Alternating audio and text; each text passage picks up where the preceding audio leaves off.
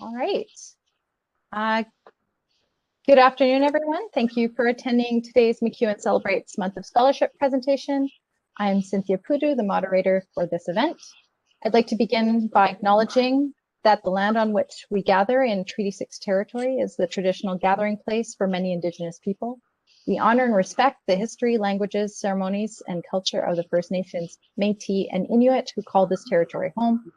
The First Peoples' connection to the land teaches us about our inherent responsibility to protect and respect Mother Earth. With this acknowledgement, we honor the ancestors and children who have been buried here, missing and murdered Indigenous women and men, in the process of ongoing collective healing for all human beings. We're reminded that we are all treaty people and one of the responsibilities we have to one another. And I also like to combine my acknowledgement with an action statement that I like to take for myself in promising to work with Indigenous peoples to understand the needs of Indigenous youth that live in Edmonton and to learn about their lives and their histories. So today we are joined by Dr. Anna Barakov, Associate Professor in Child and Youth Care, for their presentation, Pass the Mic, Addressing Identity in Child and Youth Care Environments. If you have any questions, please ask them in the chat and I will address them during the question and answer period at the end of the presentation. Welcome, Dr. Berikoff. Thank you so much, Cynthia. I really appreciate the land acknowledgement, certainly concur with everything that you've shared. So just to reiterate, I'm an associate professor in the Child and Youth Care program here at MacEwan University.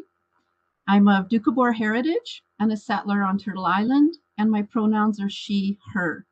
My identity as a Doukhobor informs my pedagogy and my research approach based on hospitality and relationality. Pleasure to introduce you to my research assistants, or better yet, co-researchers and colleagues in this project, Pass the Mic. So I'll just hand it over for Megan Neudecker-Merpaw and Mimi Hoang to introduce themselves. Okay, I'll introduce myself first. My name is Mimi Hoang. I am a fourth-year student in the Bachelor of Child and Youth Care program. I identify myself as Vietnamese Canadian. My pronouns are she and her. And I have been enjoying this field placement and being on this podcast and connecting with so many different people. And it's an honor to be able to present with Anna and Megan today. Thank you.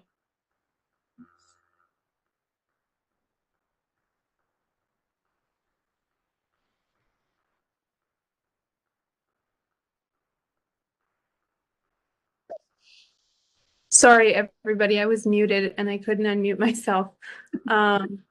My name is Megan Neudecker-Merpaw. My pronouns are she, her. I'm in my last year of child and youth care, and I'm very excited to be here today. Thank you. So I would like to provide a description of the project, but I'd also like to share a story about the origins and the purpose of this project, which goes back at least 4 years. So prior to this project, I just happened to walk out of a classroom one day and I noticed that there were up to 10 Muslim students of color gathered around. Now, because I knew a few of them as students, I walked up and was invited to sit down with them. After an hour or so of engaging in rich conversation, I was impressed by their perspectives, their knowledge, and their experiences that included being othered for their intersecting identities of being Black Muslim women. When I asked why they are not sharing their perspectives in the classroom, the response was that it wasn't safe. And the least microaggression they experienced would be eye rolling from other students and not being represented in the course content, curriculum, and discussions. So this resulted in silencing, or as they expressed, we just comply and do what is asked of us, as what is expected in university. George C. Fadday, an educator and researcher from the University of Toronto, writes about decolonizing academic spaces and shares that it is not a given that students, especially minoritized students, fit into academic spaces.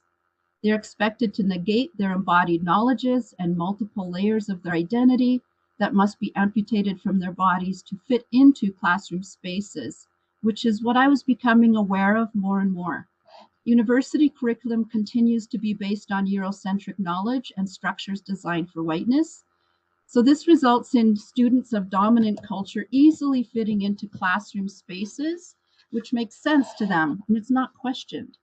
However, this leaves racialized and Indigenous students experiencing a lack of belonging.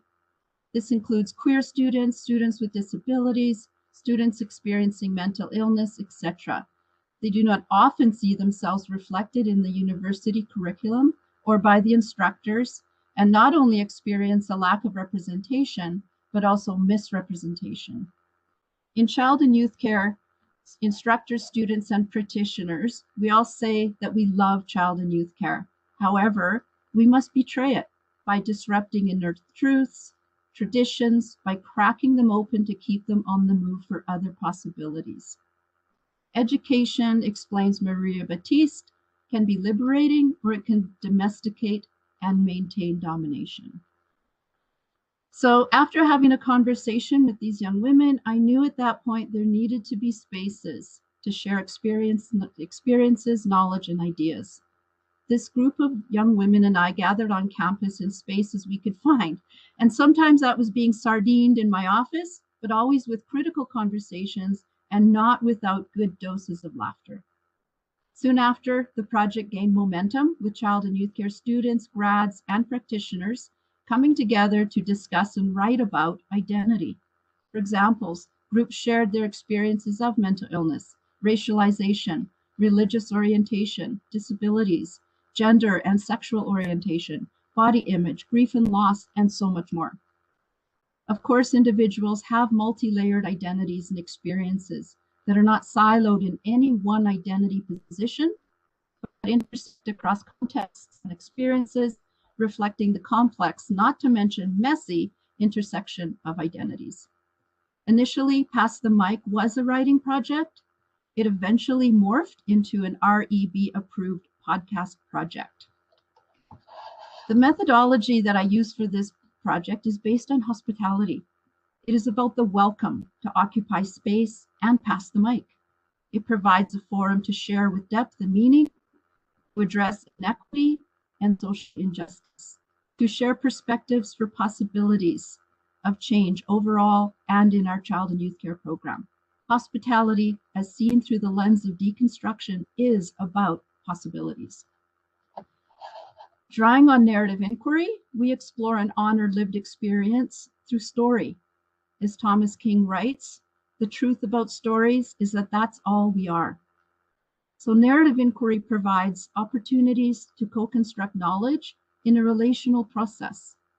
The project involves multifaceted and intersecting identity positions evident in the podcast conversations. The notion of expert is replaced by a collaborative process where contributors share with agency. Contributors contribute to knowledge, awareness, and change. It is not about fitting into what exists, but to contribute to and challenge the status quo. It was after engaging with students and grads in a podcast conversation about the use of pronouns, cleverly called pronouns and pronouns. This is where I added my pronouns to my signature and class introductions. I questioned the source of our colonized curriculum based on Eurocentric knowledge to include other sources of knowledge highlighted in the podcasts. I see the contributors to Pass the Mic as contributors to change. They become educators, mentors, and purveyors of knowledge. They are the storytellers, the writers, the poets, the artists, the academics, and the agents of change. Contributors to the project are given a description of the project and, of course, consent forms. Once recordings are complete, I edit the recordings, then send the recordings to the contributors for any desired changes. Once they have approved the recordings, I submit the podcasts to the Office of Communication and Marketing for publishing. These are published on Spotify and Apple Tunes, as well as on the MacEwan's research site. But it can also be found on Megan. A few words about research during COVID. Nothing beats face-to-face engagement with people. Pre-COVID, we gathered in person, on campus, and more often than not around my kitchen table, breaking bread together, so to speak. And this is a hallmark of Doukhobor gatherings. We shared, laughed, cried, and built relationships and a network of friendships and collaborators. Modifying past the mic during COVID has certainly changed the face of the project as we now converse and we record over online platforms such as Zoom. I was doubtful that we could ever resume with similar passion, enthusiasm, and warmth. And even though it is not the same, I am surprised that the project continues with passion, enthusiasm, and meaning. The project and those involved show resilience in the face of limitations. And to me, this demonstrates that love is more contagious than COVID. Now, I love these words. They're not mine. They come from a podcast with practicum supervisors highlighting the importance of love in forming our practice with children, youth, and families. So now I'd love to turn the attention over to Mimi and Megan, but before I do, I just want to share that they have further fueled this project by engaging in all aspects of the project, from inviting more podcast conversations, editing the podcasts, and generating endless ideas. So over to you, Megan and Mimi.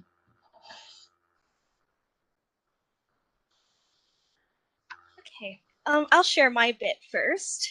So, as a field placement student and given the opportunity to be a research assistant, I just thought it was so different compared to everything else in the field. I didn't expect to be put into this placement, and I ran with it full force, and I have so much passion for what we're doing. I feel like this is like meant to be for me, and the fact that it happened, like it's during COVID, I don't know, it kind of gave me energy to keep going, because I need that push, and I need to connect with people. And when we're not in classrooms, these have been the only way that I connect with people. I set up Zoom meetings, and I just love chatting with people. So my involvement has been a great opportunity to share space with like-minded individuals. So in conversations where we discuss mental illness or grief and loss and forgiveness, love, it's so powerful to be in that space and hear everybody's stories and see how open and vulnerable they are, because that's not something that we always get in a classroom, and it's really unfortunate, but that's the case. So being able to provide this space where they could share topics that relate to child and youth care and feel safe and feel like they're surrounded by people who are in similar situations, I think it's so powerful, and it helps us all connect and realize that we're not alone. One of the stories that have really stuck in my head ever since I started doing this has been a recording that I did with a group of Asian Canadian identities. And it was so powerful, especially in the midst of the anti-Asian hate crimes that have been happening across Canada and North America. It's been tragic, but I have a story to share, and I think it's really powerful about who we are as child and youth care practitioners, and as advocates, and as people who just want to help. The story comes from one of our participants who was with her friends when COVID was not as severe as it is now, when people were still able to go out and hang out with their friends and like go out to eat. This happened with her and a bunch of them. She sat around, she noticed that she was the only minority.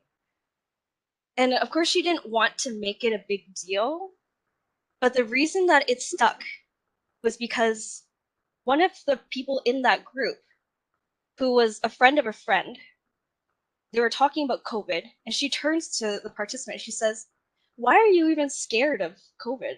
Like, your people started the virus, your people brought it here."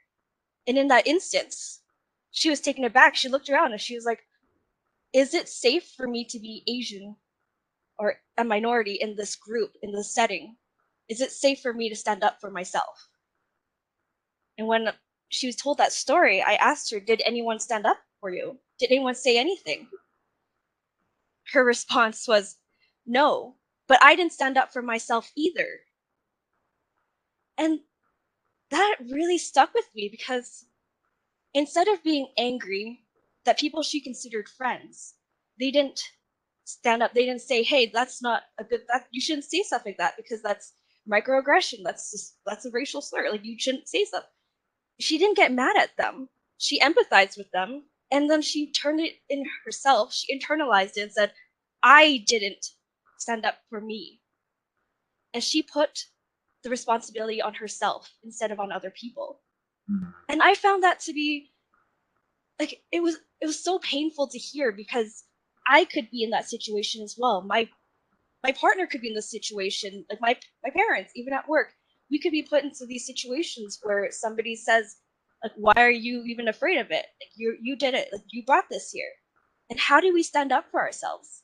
And not just that, how do we stand up to people when we hear that happening?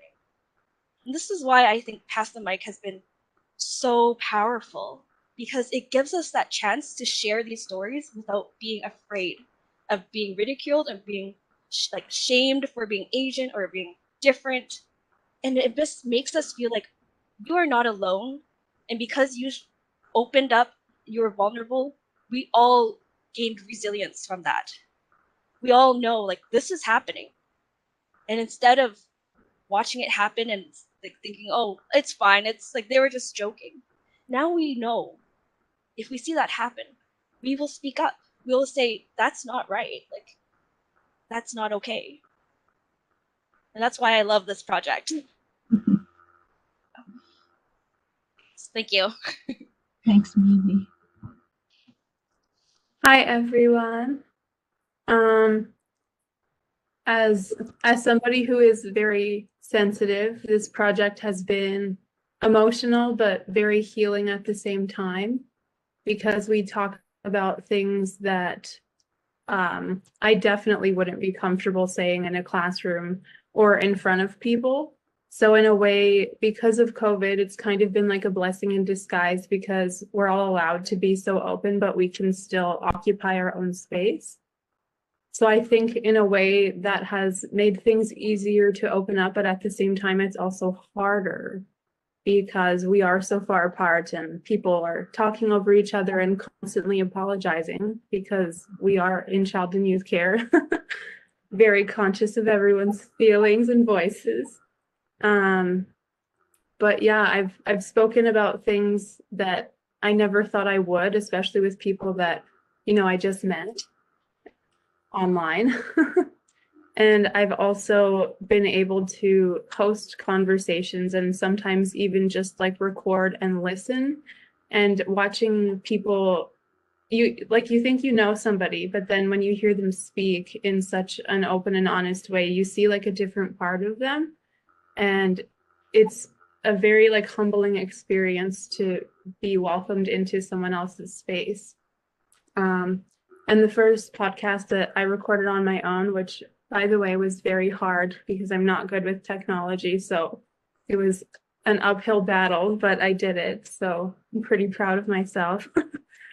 But I recorded it with my older sister, and we got disconnected for a couple of years because she struggles with addiction, and she was using to the point where it just sort of destroyed her life. And now she is on a better path. She's sober, she's clean, and I asked her if she would be open to talking about it, and I was just so amazed at how open she was. I'm super proud of her, and in a way it like opened the door again for us to be sisters. So that was really cool. So yeah, I'm probably gonna cry. But I really love this project, and it's also been a blessing in disguise because I can still do my field placement. I can still do things that I love, but nobody has to feel afraid or unsafe because we're all in our own space, but we're still together.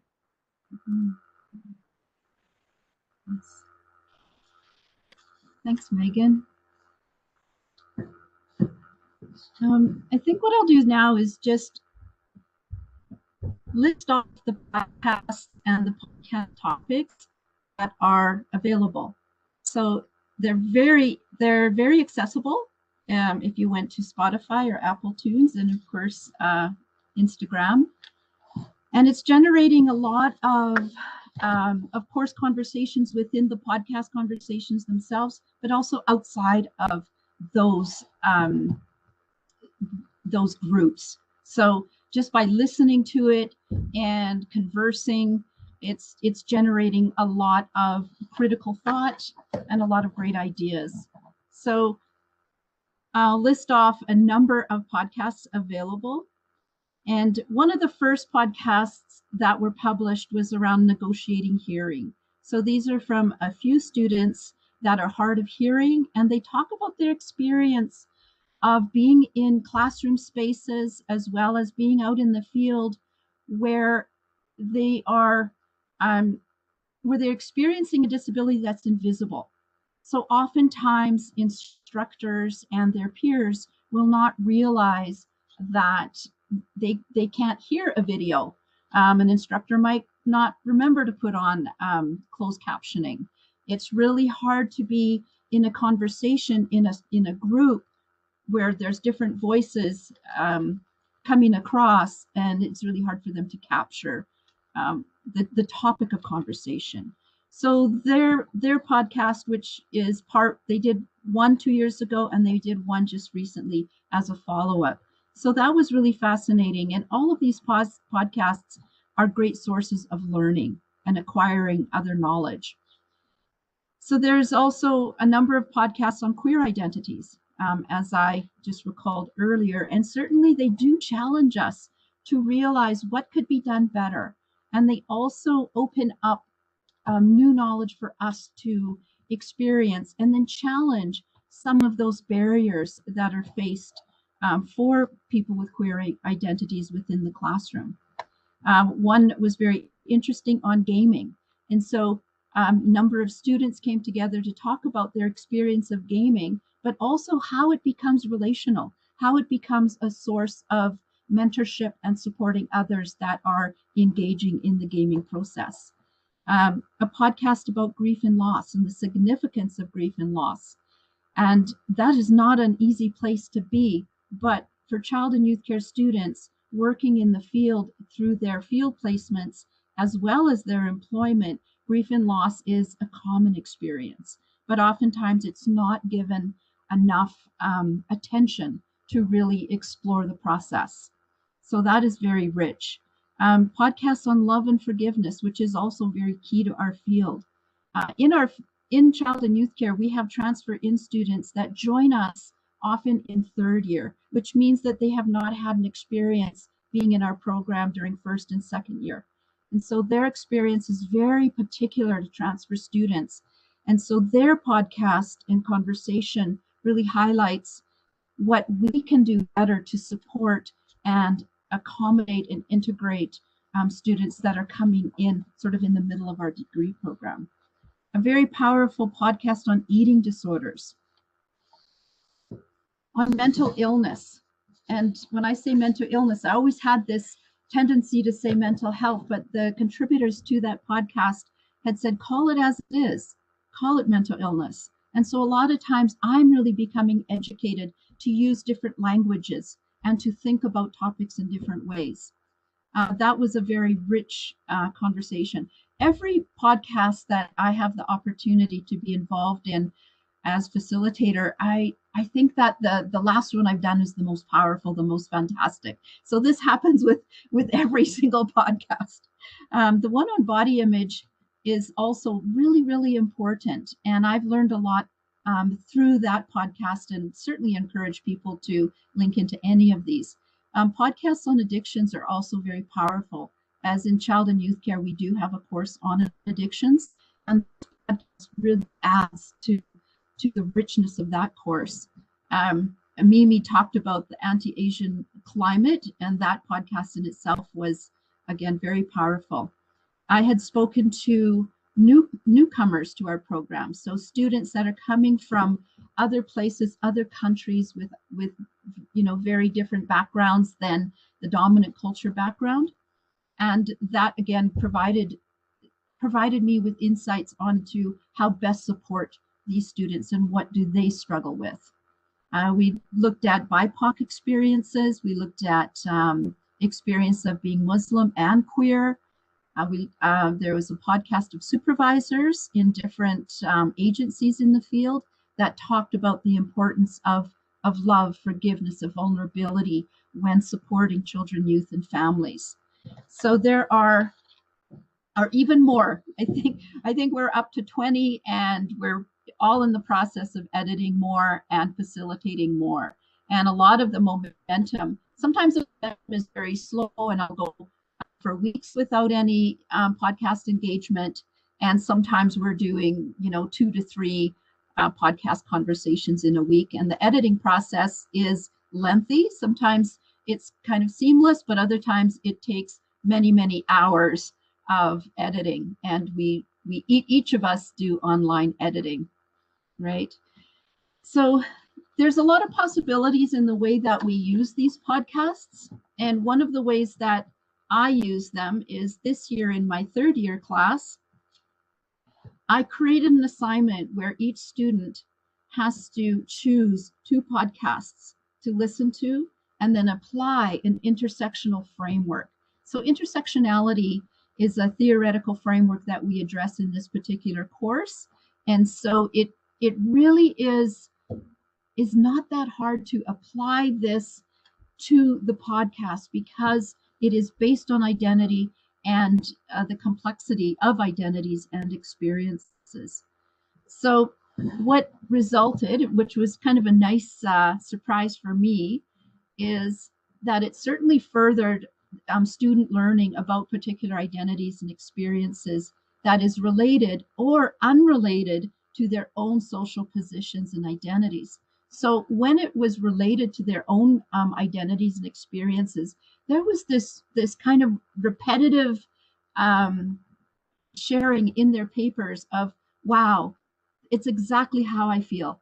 They're saying things exactly to my own experience. And it allowed them to open up more about their own experience and share. And what prompted that was, of course, listening to these conversations. So the assignment really did evoke enthusiasm, as well as it really encouraged critical thinking about social issues. So social issues are systemic issues such as racism, sexism, ableism, homophobia, transphobia, Islamophobia, and not to mention the significant learning acquired about multifaceted experiences and knowledges. So students began to question their own belief systems. So these podcasts would actually challenge them to think outside of their belief systems and adopt different ways of thinking as students and as practitioners working in the field. So across the 4 years of our degree program in child and youth care, students complete 3 different practicums in the field supporting children, youth, and families with, of course, multidimensional identities, backgrounds, circumstances. And the podcasts have increased the knowledge base of students and has really informed their practice. They see more. They see more underneath particular traditions and behaviors. So students also addressed the necessity to become more aware of and challenge the status quo in curriculum, to integrate knowledge from other sources, to increase awareness of inequity and work toward equity in the classroom, as well as in practice, and even in general when it comes to their experiences, their social experiences. Now, this project, I think we avoid, Megan and Mimi, bringing it to an end or bringing it to closure. We all want it to continue because there's just continued excitement, continued potential.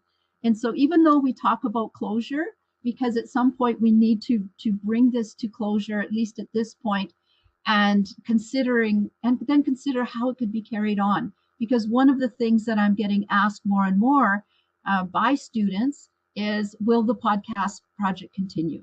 And I think that with more exposure, students see the possibilities and the kind of, I don't know, I guess just possibilities for further learning and for further sharing. It's kind of gaining a bit of momentum, of excitement. And so I think we'll still continue to do podcasts. We'll still continue to facilitate, to edit, to publish, but also what we would like to do, or at least this is in our thinking at this point, is we'd like to kind of move into what you might call dissemination of data. I never like to think of lived experiences and voices as data, but nevertheless, what we want to do is look at all of the great highlights of these podcasts and what have been shared and create something really tangible. So one of the ideas was developing an anthology of chosen texts and visual representation of this project. And so I think that the possibilities are those that we haven't even imagined yet. And I think that's the beauty of this project, that it's always in this process of becoming. As we move on, I think some of that imagination is revealed and revealed.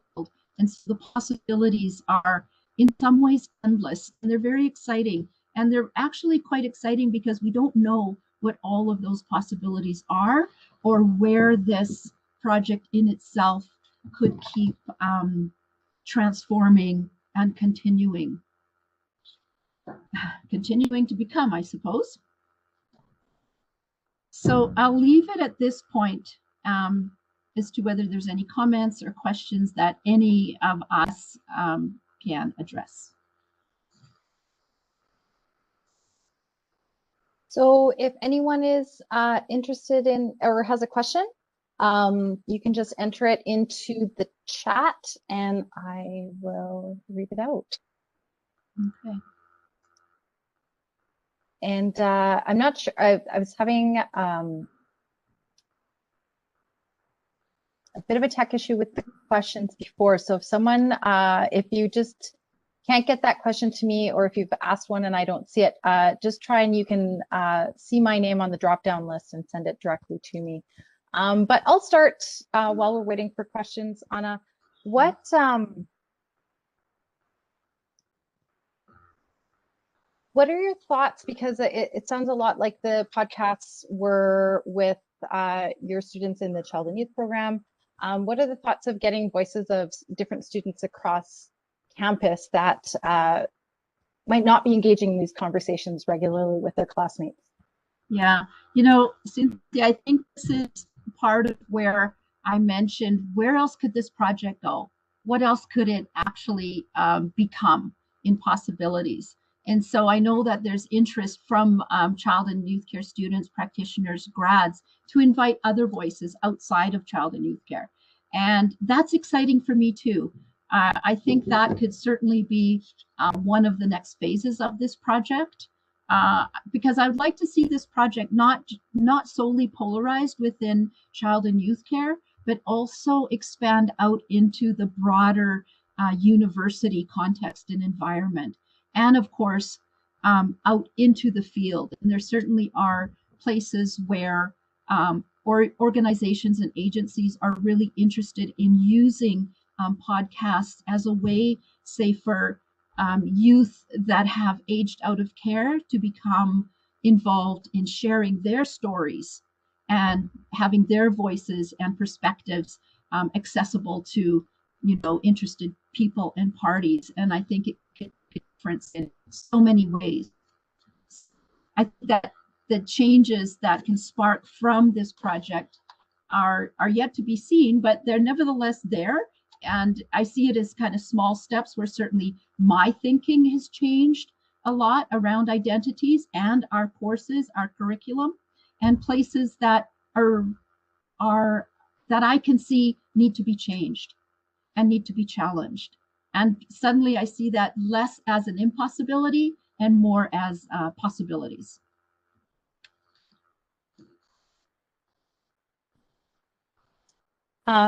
Great. So for Megan and Mimi, what has been the reactions with your classmates, and sort of the not the viewership, but the I don't know, listenership of podcasts in your school and across the community? I can speak to that. I'm sure that they are annoyed with me always pestering, like, oh, do you want to join the podcast? Do you want to come talk about identities? Do you want to talk about intersectionality? And I'm always like, oh, that sounds interesting. Would you like to come onto the podcast so that we can have a conversation about that? So for that part, they're probably sick of me talking about it. But at the same time, when they listen to it, it really reminds them of why they are in this field and why they're like in human services in general, because they want to connect with people, they want to listen to stories, and they want to try to help, and they want to better themselves in the long run. So in that way, it's really powerful. Mm-hmm. So I too am probably annoying everyone by how much I pester them to join. But I was surprised at how many people reached out to me after I shared the podcast I did with my sister. Because I shared it on my personal Facebook page, and then people that I hadn't spoken to in years like reached out, and they were like, thank you so much, and tell your sister, you know, thank you for sharing this. I connected with it a lot, or they shared their own experiences, and I was really surprised that it got that response because I didn't even think anybody would see it. And then from that Facebook post, it sort of like sparked making the Instagram page, because then we realized that we could reach more people. So now we have an Instagram, and there's a direct link in the bio to every podcast with the title. So you can just click on it and then pick whichever one you want to listen to, and it will take you to it on Spotify, which is cool. Mm-hmm. So it's been a good experience. Yeah. And just to jump off of what Megan had said, I'm certainly in that same boat, I guess, where I become a real pest. So when I notice that there's great potential for a podcast, either I'm listening to a conversation or listening to students share in the classroom, and I do approach people about engagement in the podcast. And oftentimes people are very interested and they would like to become involved. And, you know, oftentimes too, students are not sure if that's what they want to do. They're not sure if they want to have their voices over the airways and be recognized. Because in this research project, confidentiality cannot be guaranteed. It's hard to remain completely anonymous, even though we don't have to use names and names of contributors, but voices can be identified. And so it's kind of a big decision to step in, and it does put oneself into a position of vulnerability. So really, I do kind of honor and respect all the voices that are shared within the podcasts, because the sharing gets very, very personal. And even though they're learning opportunities for all the listeners, you're also learning to very sensitive experiences of students who are willing to share. And when we talk about safe spaces, they can get all kinds of feedback that can, you know, be very affirming, but also might be very critical. And so I see it as a bit of taking a risk and also being very courageous to share one's story and to share one's perspective. And sharing one's perspective and that's coming out of their own belief systems, you know, can be challenged. When I bring these podcasts into one of my courses, what I've noticed is the feedback has been so affirming. And so what I started to do was ask students if I can share their feedback with the contributors of the podcasts, because oftentimes you can put your voice out there and you don't really know how it is being received. And so you know, sharing feedback with the contributors, I think, is going to be very, very affirming for them, and only, you know, in a very positive manner, this idea of being thankful for and appreciative of what they've shared, because it doesn't just stay there. It prompts other conversations. It prompts other thinking. And it really becomes a source of, like I said earlier, of possibilities that, we may not even be aware of. So it really turns into something that is in flux and in play and continues that way. So here's another question for all three. I'd love to understand more about whether you think this type of research could start to share the lived experience of individuals involved in the field of child and youth care as a career to inspire others. Yeah, I think that would be fantastic. I mean, one of the things that is happening right now is that practitioners and supervisors who are in the field and who do support our students and are colleagues of our students are becoming interested and see the importance of this. Like I said, there certainly are a few organizations that are really interested in incorporating this type of research or modalities to reach out to those that they are supporting. I mean, I would love to see that occur as a more established kind of research project. I know right now, as an instructor and as a full-time faculty member of child and youth care, my time is so limited. So, I mean, oftentimes, as much as I love teaching, I would also rather have much more time and space to be able to do this. I feel that sometimes this project just is what I can give it at the end of the day, right? And so my days can be very long, but to have somebody have this be their focal point and their position would be ideal, would be wonderful. And I'll pass that on to Mimi and Megan. Say the response to that was, I completely understand.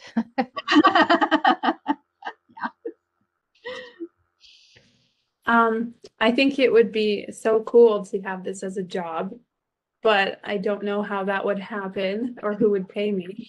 But I also think it would be cool if, I'm not sure how to like navigate this in like an ethical way to make sure everyone's safe, but I think it would be so cool to have the young people that we work with, whether it be like the kids in care or in like any capacity, like them being able to use this platform to tell their story.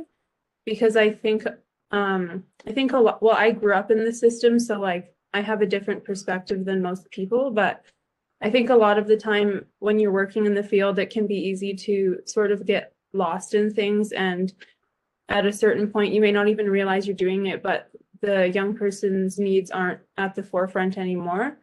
And I think it would be awesome if they had a platform, the kids, to speak about their experience in a safe way. And that could be used as an educational tool of like what to do and what not to do as a practitioner. So I would love to see that happen, but I have no idea how to do that. Yeah, that would be amazing. I too would love to see that. And seeing as how our field is, and we're not only working with child and youth care workers and practitioners, we are such a multidisciplinary field that it would be so amazing to be able to have a space for like teachers and social workers and like counselors and everyone that's involved and as a team who want to help the children, youth, and families that we work with. It would be great if we can all sit together and talk about what we're doing and what approaches we're using and how to improve ourselves. And that's kind of where I hope to see the podcast go. Like if we could expand and like bring in more people and more professions, that would be really cool. Again, it's just a matter of time and energy and like who can do this on their full time. But yeah, doing this full time would be amazing. Yeah. I agree. Well, not on that note, but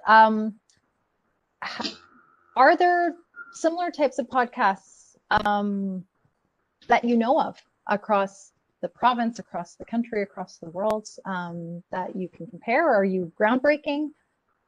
What do you think?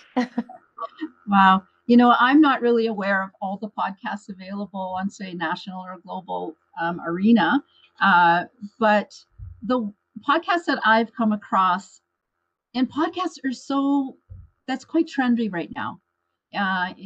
It's really out there. They're available. They're great. We enjoy them. But when I researched or looked into what was available, I have not come across podcasts that center students as the educators, as the mentors, as the purveyors of knowledge. And I think that oftentimes as an educator, I can overlook the knowledge and the expertise and the experiences of university students. And I really don't want to do that. I want my own knowledge and experiences to be expanded, and of course to come into the classroom space and challenge the status quo and include more knowledges. What I would really love to see for our university, and I guess universities in general, is that when students are invited from all like the multifaceted backgrounds that people are coming from, that they're not invited to fit in and integrate into what already exists, but that they can also be sharers of knowledge, that can shift curriculum, that can shift content, and that we can kind of become a bit unrooted and enjoy the different knowledges that come in at different times, in different years, in different ways, and that we can be flexible enough to be able to recognize it and utilize it, and that it becomes really, really rich environments of learning, but also environments of change, and environments that look inequity in the eye and discuss and think about how can we be agents of change. Because as an instructor, that's not the end all and be all, right? It's really also being very inclusive of all of the knowledge and experience that is generated within classroom spaces.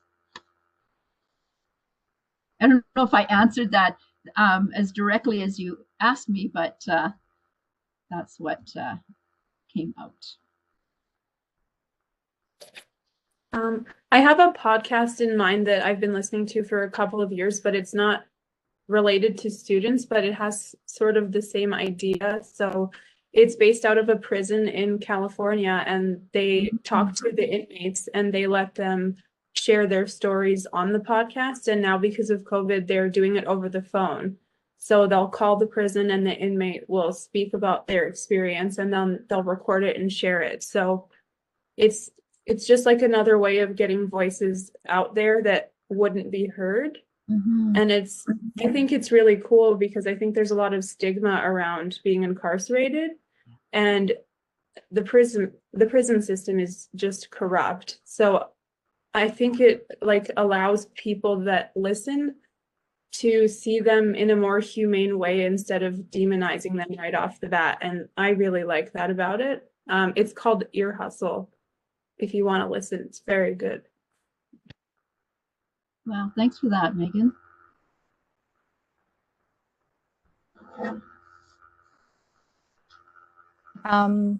So I don't have any other questions. Okay. So if we just want to maybe share some final thoughts before the end of the session. Sure. Megan and Mimi, do you want to share any of your final thoughts? This wasn't as scary as I thought it would be. And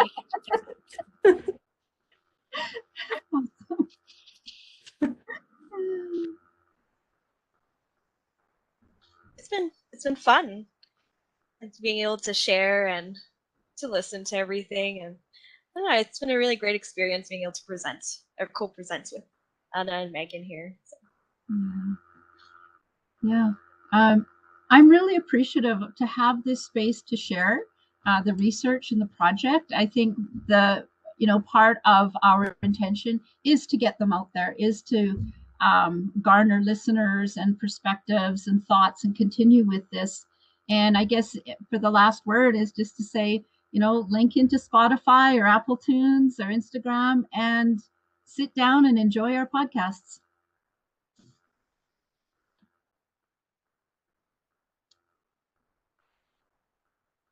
Well, thank you everyone for attending our MacEwan Celebrates Scholarship session with Dr. Anna Barakov. Mimi and Megan, thank you so much for your wonderful presentation. Just some comments here. Awesome job, everyone. Bravo, Megan, Mimi, for participating. Thanks, Megan, Mimi, and Anna. It was an enjoyable session and your enthusiasm is inspiring. Great job. So thank you, everyone. Thank you so much. Have a great day, everyone. You too. Bye-bye. Bye.